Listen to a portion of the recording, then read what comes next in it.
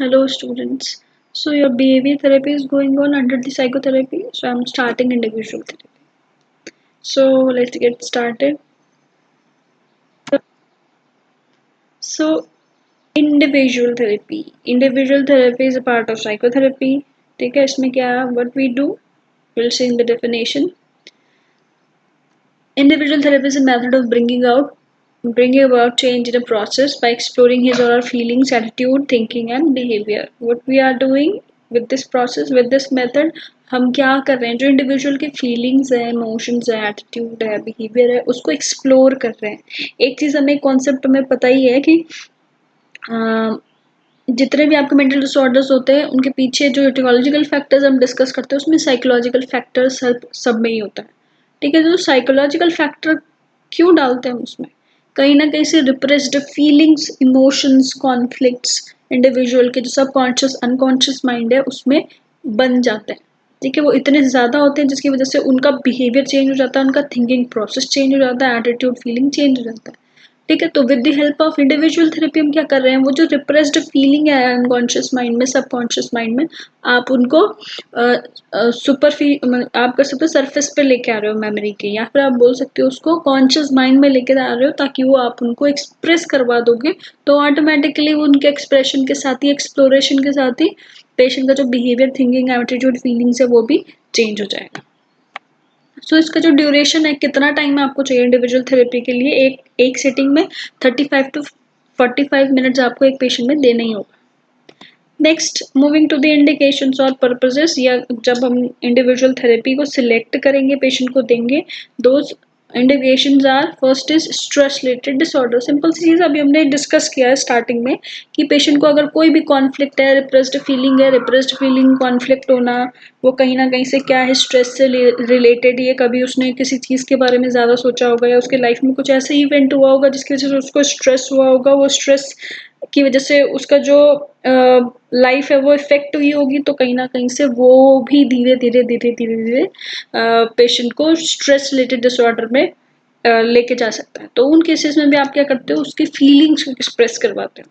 Then alcohol और drug dependence, हमको पता है whenever people are having stress there are chances they will use the maladaptive coping strategy, that is using alcohol और drug और other substances.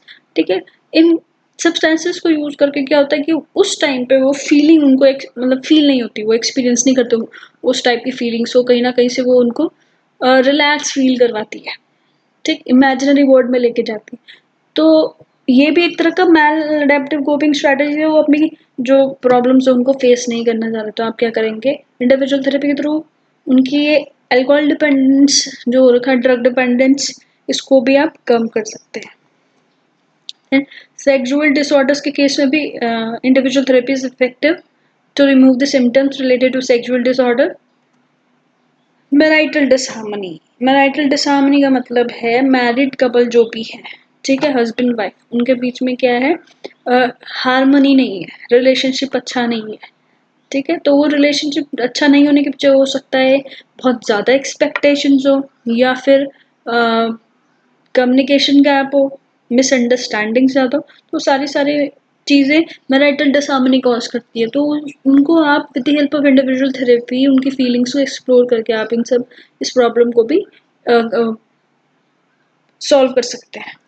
Then emotional problems, अगर जिन जिन patients को या जिन जिन लोगों को इमोशनल प्रॉब्लम बहुत ज़्यादा ओवर एक्सप्रेसिव होते हैं, बहुत ज़्यादा, कुछ लोग बिल्कुल ही एक्सप्रेसिव नहीं होते हैं. ठीक है, तो उन सिचुएशन में भी आप क्या कर सकते हो?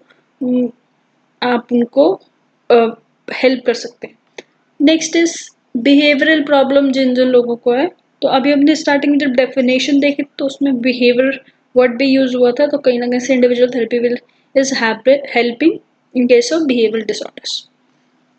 मेंटल डिसफंक्शन, जितने भी मेंटल डिसऑर्डर्स है सारे उन केसेस में या मेंटल डिसफंक्शन हुआ है, डिसऑर्डर ही नहीं, डिसफंक्शन हुआ है किसी भी रीजन की वजह से, वहां पे भी आप क्या कर सकते हैं? इंडिविजुअल थेरेपी को यूज कर सकते हैं. Remove negative symptoms, anxiety, depression, जो एक तरह के नेगेटिव सिम्टम्स हैं.